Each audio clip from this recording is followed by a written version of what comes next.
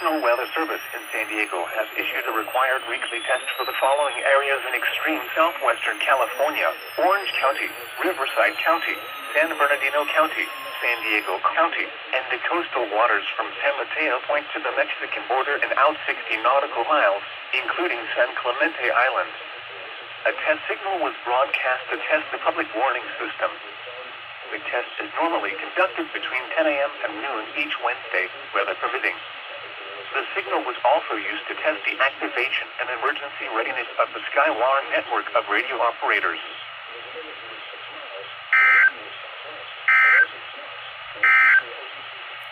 Heat advisory for the following areas. That was WWG 21. Yeah.